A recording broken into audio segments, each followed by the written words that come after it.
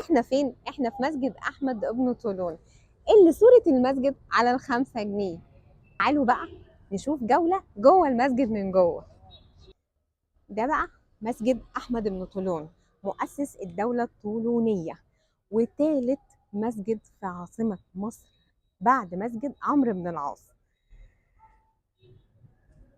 أحمد بن طولون كان ولي مصر وقت الخلافة العباسية، فحب يستقل بالحكم لنفسه، فعمل عاصمة جديدة وبنى مسجد وجامع في العاصمة دي. العاصمة دي كان اسمها القطائع، والمسجد سماه باسم أحمد بن طولون.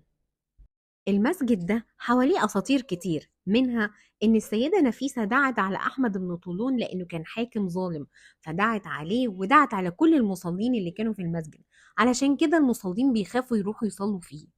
الأسطورة دي مش الأقرب للحقيقة، لأن أحمد بن طولون اتولد في بغداد وجه مصر بعد وفاة السيدة نفيسة ب46 سنة. الرواية التانية والأقرب إلى الحقيقة، ناس كتير استغربت إزاي المسجد يكون كبير كده واتبنى بأعمدة غالية جدا، يعني معنى كده إنه جاي من مال حرام. فالناس قالوا إحنا مش هنصلي في مسجد مبني من مال حرام. ولما جمعهم أحمد بن طولون قال لهم إنه كان في الصحراء والفرسة غرزت وتحت رجل الفرسة لقى كنز بنى منه المسجد والمستشفى والمدرسة بتاعته. روايات كتير اختلفت في بناء مسجد أحمد بن طولون، ولكن دلوقتي الناس بتصلي عادي فيه. ودلوقتي احنا في طريقنا ان احنا ندخل المسجد من جوه علشان نشوف جمال العمارة اللي اتبنى بيها المسجد في عهد أحمد بن طولون. تراث إسلامي عظيم بيتكلم عن نفسه. ودي بقى القبة من فوق اهي، وجايبة بقى على منطقة السيدة زينب، حاجة وهم.